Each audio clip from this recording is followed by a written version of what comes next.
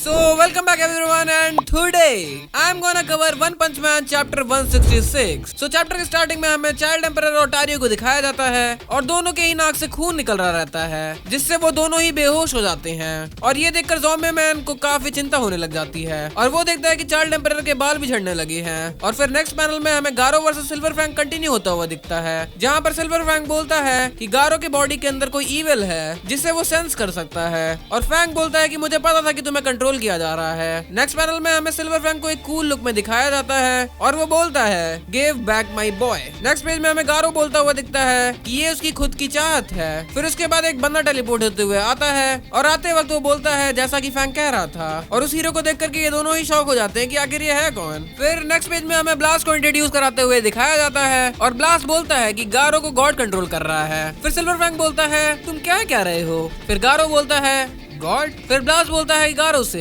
कि तुम खुद नहीं बता सकते उस डिवाइन पावर्स को देखकर जो कि तुम्हें मिली है। फिर ब्लास्ट बोलता है कि तुम अपने जिस भी अटैक को यूज करते हो इस प्लैनेट पर उस अटैक की वजह से सारी लिविंग बींग्स और उनकी स्पीशीज इंडेंजर स्पीशीज में बदल जाएंगी और क्या तुम्हारा असली गोल यही है। फिर हमें गारो को दिखाया जाता है जो कि बोलता है देखो इस बड़े बोले आदमी को जो कि कहीं से भी आ गया। फिर ब्लास्ट बोलता है कि अगर तुमने इस सिचुएशन की रियलिटी को एक्सेप्ट कर लिया है तो मैं तुम्हें दूसरी डायमेंशन में भेज देता हूँ। टेक अ लुक, ह्यूमंस तुम्हारी कॉस्मिक रेडिएशन को झेल नहीं पा रहे क्योंकि उनके पास इस रेडिएशन को रेजिस्ट करने का कोई भी रास्ता नहीं है जैसा मेरे पास है जिसकी वजह से वो यहाँ मर जाएंगे। फिर ब्लास्ट अपने ही मन में बोलता है कि लगता है गारो के अंदर अभी भी कुछ ह्यूमैनिटी बची हुई है और लगता है कि उसने इस पावर को अपने ऊपर पूरी तरह से हावी होने नहीं दिया है। पर क्या होता अगर उसने इस पावर को अपने ऊपर पूरी तरह से हावी होने दे दिया होता तो मुझे लगता है कि वो मेरी बातों को समझेगा और मेरे साथ आएगा। पर अगर वो नहीं आता है तो फिर ये एक बैटल फॉर सुपरमेसी हो जाएगी दो लोगों के बीच कि कौन कैसे रियलिटी को मैनिपुलेट करता है और ये डिसाइड करने के लिए कि कौन सही है और कौन गलत। फिर गारो हंसने लगता है और बोलता है कि ये डिवाइन पावर बिल्कुल भी खराब नहीं है, मेरे आसपास होने का मतलब मौत। मैं फाइनली सिंबल ऑफ फियर बनने के काफी करीब हूँ। फिर हमें ब्लास्ट और फैंग दिखते हैं और फैंग बोलता है कि बेवकूफ मत बनो गारो। फिर गारो अपने में ही बड़बड़ाने लग जाता है कि मैं ह्यूमन रेस को चेंज होते हुए देखना चाहता हूँ कॉन्स्टेंट फियर में जो कि मुझसे डरेंगे। मैं वो बुरा फ्यूचर हूँ,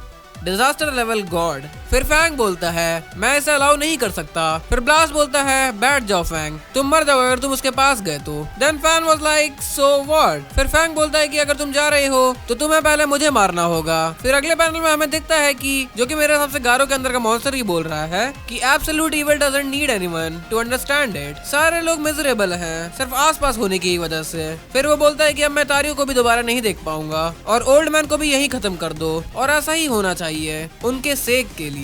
फिर नेक्स्ट पैनल में हमें वो चूतिया मॉन्स्टर को दिखाया जाता है जिसे एक बच्चा दिखता है। फिर उसके बाद नेक्स्ट पेज में हमें एक कमाल का सीन दिखाया जाता है कि जेनोस जॉइंड द बैटल जिसे देखकर ब्लास्ट और फैंग दोनों ही हैरान हो जाते हैं और फिर जेनोस उनसे बोलता है कि तुम ही लोग केवल नहीं हो जो कि गारो के रेडिएशन को रेजिस्ट कर सकता है। फिर गारो बोलता है डीमन साइबोर्ग हाउ हीरोइक। हाँ ओ तो वो टकला इतना पावरफुल था कि तुम्हारे जैसे एक एस रैंक हीरो को एज अ डिसाइबल रखे, दैट मेक सेंस। फिर ब्लास्ट अटैक करना स्टार्ट कर देता है अपने डायमेंशन कैनन से जिसे गारो डॉज कर लेता है और फिर ब्लास्ट ग्रेविटी नकल से हमला करता है जो कि गारो को हिट करती है और ब्लास्ट उसे एक डायमेंशन के लूप में फंसा देता है और उस लूप को बंद कर देता है। बट गारो फिर भी बाहर आ जाता है और ब्लास्ट का अटैक से कॉपी करके और एनहांस करके मारता है। फिर हमें दिखता है कि ब्लास्ट बड़ी मुसीबत में है। फिर दोनों दूर फेंका जाते हैं और ब्लास्ट बोलता है कि सारे गेट्स फट जा रहे हैं एनर्जी के ओवरलोड होने की वजह से। अगर ये चीज चलती रही तो ये एक डेड प्लैनेट बन जाएगा, लोगों को पहले यहाँ से हटाना ज्यादा जरूरी है। फिर गारो बोलता है कि अब मुझे पता चला कि तुम एस रैंक हीरो नंबर 1 क्यों हो, बट मेरे लिए तुम मेरे अटेंशन के वर्दी नहीं हो। और फिर हमें दिखाया जाता है कि गारो जेनोस को दोबारा पकड़ लेता है और बोलता है कि वो टकला अभी भी अपनी पूरी पावर्स को यूज नहीं कर रहा था। अगर मैं यहाँ पर इसकी पावर्स को कॉपी कर लूँ तो मैं जीत जाऊंगा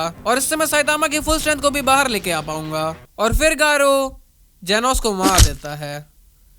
मुझे नहीं पता आगे क्या होने वाला है लेकिन this scene was giving me chills. अगले पेज में हमें हर तरफ बारिश होते हुए दिखती है और नेक्स्ट पेज में Saitama finally he is here और वो बहुत ज्यादा गुस्से में है। और फिर गारो बोलता है कि तुम लेट नहीं हो गए। ब्लास्ट साइतामा को देखकर शॉक हो जाता है और बोलता है कि तुम तो वही बंदे हो, पास मत आना। एंड देन गारो बोलता है हियर यू गो और जेनोस का कोर साइतामा के हाथों में फेंकता है जिसे देखकर साइतामा काफी शॉक्ड और सैड हो जाता है और उसे पुराना एक सीन याद आता है जहाँ पर जेनोस साइतामा को बोलता है कि तुम कैसे एकदम सही टाइम पर पहुंच जाते हो, I guess that's the hero for you. जिसका रिप्लाई करते हुए साइतामा बोलता है ना, मैं अक्सर लेट ही पहुंचता हूँ।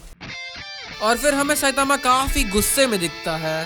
Do I really have a hero's intuition? Sure doesn't seem like it. Killer move serious series. Serious punch. Mode Saitama serious punch. ये सारी पावर्स बहुत बुरी हैं। ये प्लैनेट पूरा बिखर जाएगा। And guess what? इतने खतरनाक क्लिफहैंगर के साथ हमारा चैप्टर एंड होता है। मैं तो अगले चैप्टर के लिए काफी ज्यादा एक्साइटेड हूँ। Let me know your opinions in comments. और अगर तुम में से किसी को भी नेक्स्ट चैप्टर की रिलीज डेट पता है तो मुझे कमेंट से प्लीज बता देना। मिलता हूँ नेक्स्ट टाइम, तब तक के लिए बाय बाय।